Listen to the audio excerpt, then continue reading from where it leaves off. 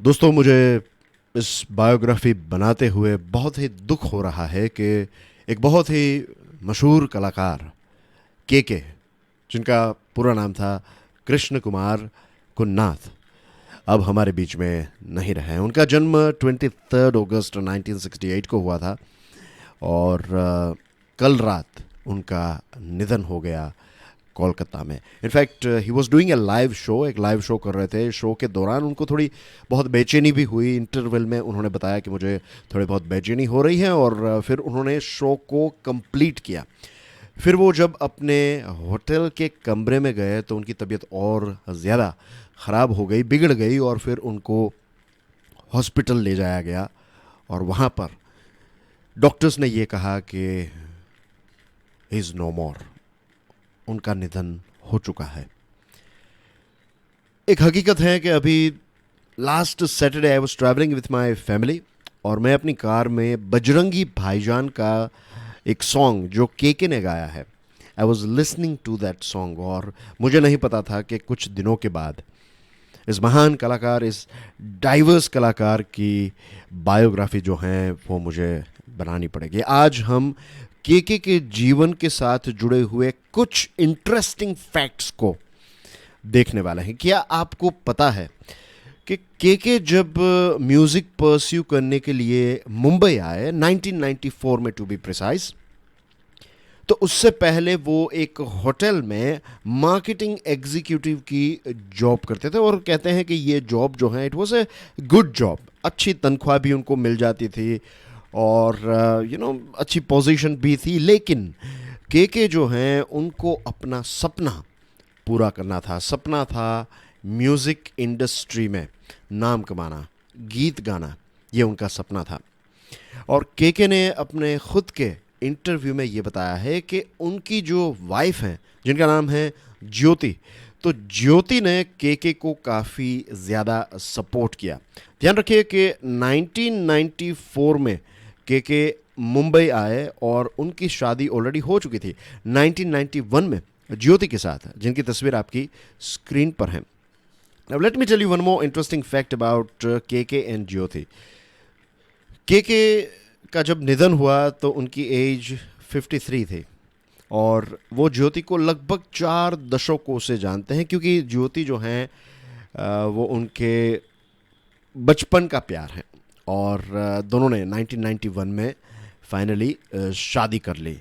उनके 2 बच्चे भी हैं, राइट, यहाँ पर स्क्रीन पर आप देख सकते हैं। तो ये हैं ज्योति, ये है के और ये जो लड़का है इसका नाम है नकुल, जो के और ज्योति का बेटा है, और ये जो लड़की है इसका नाम है तमारा, जो इन दोनों की बेटी हैं।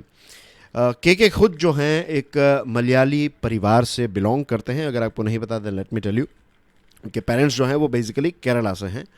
और अब उनके सॉन्ग की बात करें तो उनका पहला जो एल्बम लॉन्च हुआ उसका नाम है पल। आई एम श्योर आपको पता होगा, आपने वो गाना भी सुना होगा, राइट, पल याद आएंगे वो पल। It was a big hit. अगर आप 1990s के किड हैं तो यू नो कि ये गाना जो है it was like a big hit. और आज भी जब कोई ऑफिस में रिटायर होता है या फिर कॉलेज की फेयरवेल पार्टी, स्कूल में भी इनफैक्ट अगर फेयरवेल दी जाती है तो ये गाना बजाया जाता है। तो इट्स लाइक क्लासिक बन चुका है। इट्स लाइक हर साल अलग अलग जगहों पर ये गाना जो है फेयरवेल के टाइम पर तो बजता ही है। You will be also surprise to know this fact कि के ने कभी भी म्यूज़िक की कोई फॉर्मल ट्रेनिंग नहीं ली है। जी हाँ, इट मे शॉक यू कि इतना अच्छा गाना गाने वाला सिंगर और विदाउट एनी ट्रेनिंग, यस, यही उनकी एक खास बात थी। एंड आई बिलीव कि कुछ ऐसे लोग होते हैं जिन पर माँ सरस्वती का आशीर्वाद होता है और ऐसा नहीं है कि उनको मेहनत नहीं करनी पड़ती है, लेकिन कुछ ऐसे लोग होते हैं जिनके अंदर वो टैलेंट जो है वो इनबॉर्न होता है और के उन्हीं में से एक थे। आई वुड से कि चोजन वन थे, राइट। और एक और हकीकत है कि दोस्तों, कुदरत जो है ना वो हमें जो भी टैलेंट देती है वो टैलेंट का इस्तेमाल होता ही है। आपके अंदर अगर कोई टैलेंट, ईश्वर ने, कुदरत ने आपके अंदर कोई टैलेंट दिया है तो याद रखिए आज नहीं तो कल वो टैलेंट जो है इसका इस्तेमाल इस दुनिया में होगा ही। आपको अपना टैलेंट यहाँ पर उसका उसका एक प्रकार से यूटिलाइजेशन या फिर आपको अपना टैलेंट जो है वो शेयर करके ही जाना है। और अगर इस पॉइंट ऑफ व्यू से चीज़ों को देखें तो के का जो टैलेंट था गीत गाने का, राइट, ये टैलेंट उन्होंने हम सब के साथ, इस दुनिया के साथ शेयर किया। तो उनका आई वुड से जो जन्म हुआ इस पृथ्वी पर वो कहीं ना कहीं सफल ही है, because he has shared his talent. उनकी जो एक्सपर्टीज़ थी वो उन्होंने हमारे साथ शेयर की। एक और इंटरेस्टिंग चीज़, अगर आप 90s के किड हैं then you would be aware about this advertisement. अगर नहीं है तो सर्च कीजिएगा यूट्यूब पर, सेंटोजेन शूटिंग, राइट। तो ये जो एड हैं इसमें जो एक अंग्रेज़ी गाना है, राइट, इसको जिंगल कहते हैं। तो ये जो जिंगल हैं ये के ने गाई है and this was his first jingle project. और अपना एल्बम या फिर गाना लॉन्च करने से पहले उन्होंने कुछ 3500 प्लस जिंगल्स जो हैं वो गाए और उसके बाद उन्होंने फाइनली फिर गाना गाना स्टार्ट किया, इन सेंस के उनको फिर एक मौका मिला। और पहला बॉलीवुड सॉन्ग अगर उन्होंने गाया है किसी फिल्म के लिए तो इट वाज माचिस, 1996 की ये फिल्म है। और छोड़ आए हम वो गलियां, ये उनका फर्स्ट सॉन्ग था। और 1999 में हम दिल दे चुके सनम आई और इसमें एक गाना तड़प तड़प के इस दिल से आह निकलती रही। ये गाना तो सुपर डुपर हिट उस टाइम पर भी था, आज भी ये गाना जो है वो लोगों को सुनना बहुत ही पसंद है और ये गाना के ने गाया है। तो इस तड़प तड़प के बाद के जो हैं उनको ग्रेट सिंगर्स की कैटेगरी में शामिल किया गया, राइट। उनको जो रिस्पेक्ट है वो इस गाने से मिली।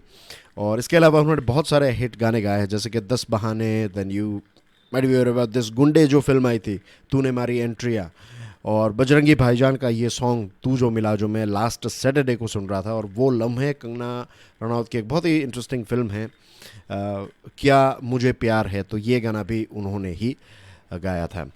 के ने हिंदी गानों के अलावा तमिल, मराठी, तेलुगु, कन्नड़, बंगाली, मलयालम और दूसरी लैंग्वेजेस में भी गाने गाए हैं। और जैसे we can understand from his songs, जो गाने उन्होंने गाए हैं, we can clearly see he was one of the most versatile singer of the Indian music industry.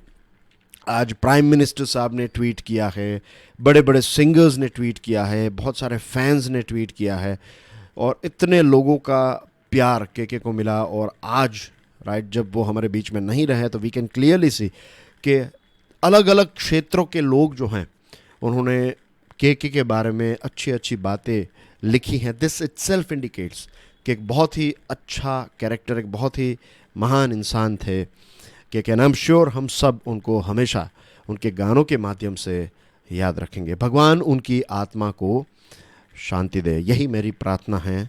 Thank you very much for watching this video. God bless us all. जय हिंद।